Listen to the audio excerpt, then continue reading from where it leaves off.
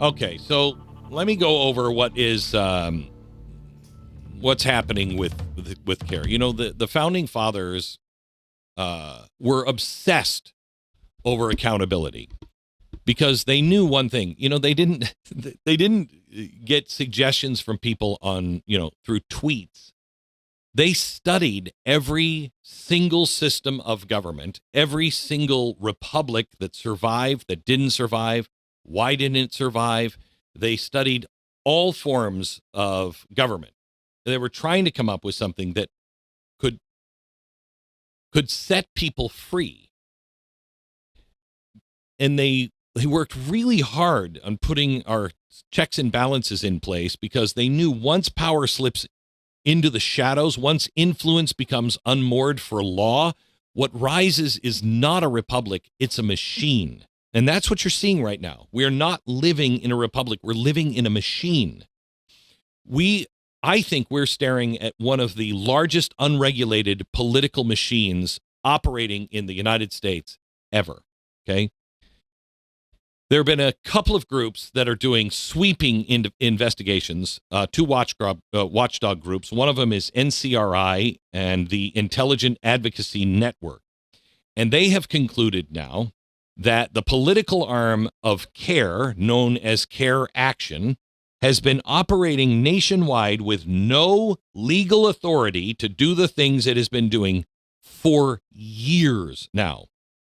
They're not allowed to raise money. They've been raising money. Coordinating political campaigns, not allowed to do it. They're doing it. Endorsing candidates, not allowed to do it. They're doing it. Mobilizing voters, shaping policy fights, functioning as a national advocacy network. They don't have the legal authority to do any of it, and no one has said anything.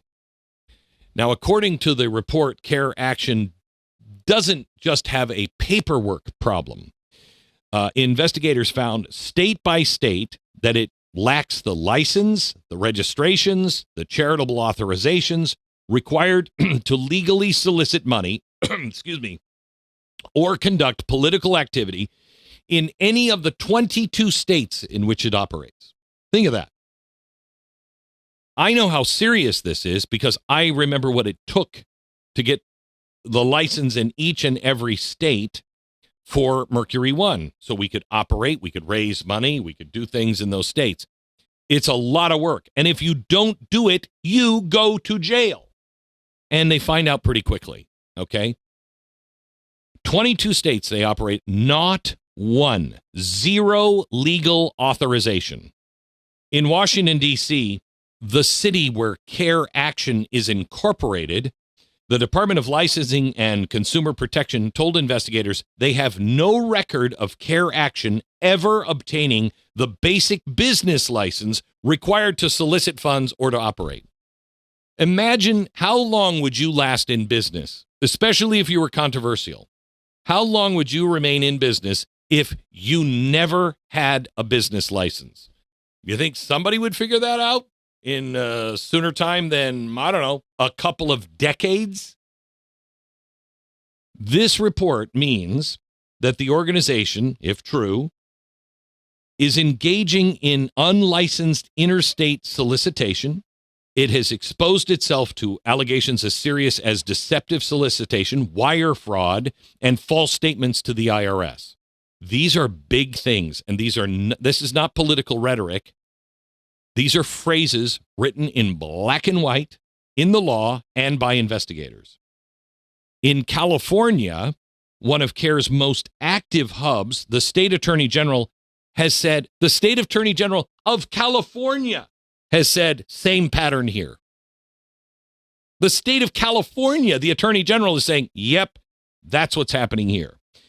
CAIR Action has never registered with California's charitable registry, never filed the required CT1 form, and has no authorization whatsoever to request donations, but they've been doing it in California anyway.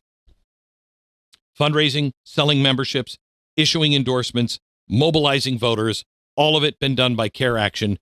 There's no record of any license, any permission ever going to CAIR from California. That's according to their attorney general.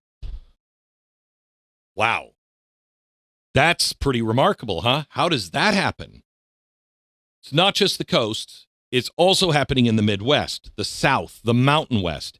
Every state hosting its own CAIR Action fundraising page, complete with the Donate Now and Become a Member portal, despite no trace of the legal filings required to operate. That's bad. Now, here's where the stakes rise. Because CAIR Action presents itself openly as the political arm of CAIR National, investigators are now warning that any unauthorized fundraising or political activity could become CAIR National's responsibility as well. So in other words, the parent, CAIR itself, might be held responsible, meaning this is not just a rogue subdivision. This could implicate the entire national organization of CAIR.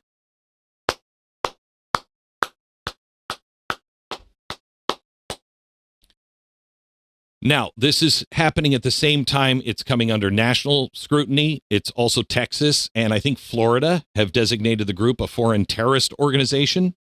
Members of Congress are now asking the IRS, the Treasury, the Department of Education to investigate all of its partnerships, all of its financing, all of its influence operations. I think they're going to be in trouble. How long have we been saying this? But every time I have pointed out anything about CAIR, I have been called an Islamophobe, which shuts everything down. That is a word developed by people like CAIR to shut people down so you'll never look into them. So what happens next? First of all, the reports have to hold up. Regulators now have an obligation, not a choice, an obligation to act. State attorney generals in these 22 states, they might pursue fines, injunctions, criminal referrals. All of them need to take action. The IRS needs to take action, investigate tax-exempt fraud.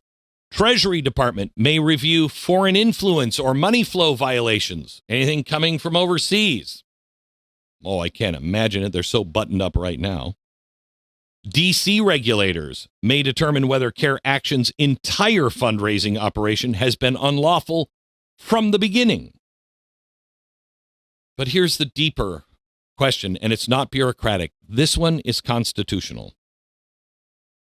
Can the United States tolerate an influence machine that operates outside of the legal framework designed to prevent corruption, foreign leverage, and untraceable money?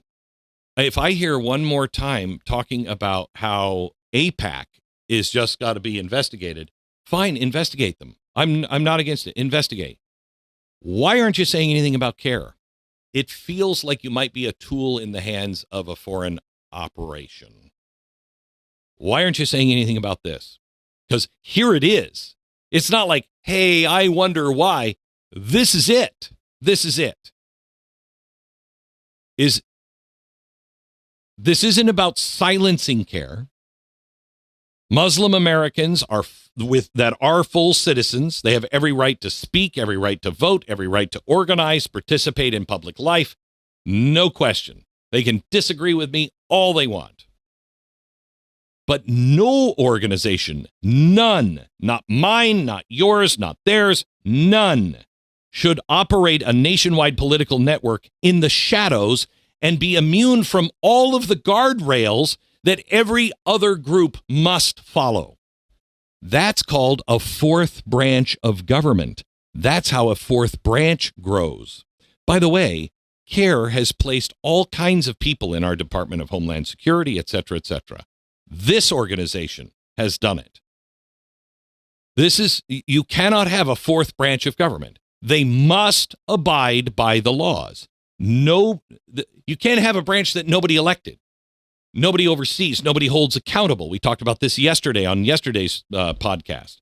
So what needs to happen is total transparency. CAIR Action has to release its filings, its donor structure, its compliance records, if they exist.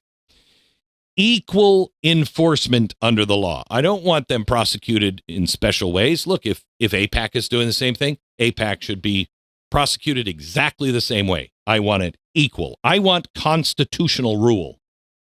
If conservatives, if Catholics, pro-Israel, environmental, Second Amendment groups, if they have to comply by the state law, so does CAIR Action. And if CAIR Action has to do it, so do the Second Amendment groups and environmentalists and Catholic and pro-Israel and conservative groups. The law cannot be selective. It can't be. I don't know how that's controversial in today's world, but somehow or another, they'll find a way. The feds have to review all this. If the report is accurate, the IRS and the Treasury have to determine whether false statements or unlicensed interstate solicitations have occurred. Americans deserve to know who's influencing our elections, who's shaping our policy, who's raising money in their state, especially if the organization claims political authority that it doesn't legally possess. Because history will teach us one unchanging lesson. When a republic stops enforcing its own laws, someone else will always step in to fill that vacuum, because power abhors a vacuum. Unregulated political power abhors a free people. So while it's about CAIR, it's not about Muslim Americans. It's not about religion. As always, at least on this program, we try to make it about the rule of law. One standard for everyone or no standard at all. And that, more than anything, will determine whether or not our institutions remain worthy of the freedom and responsibility that we have entrusted to them.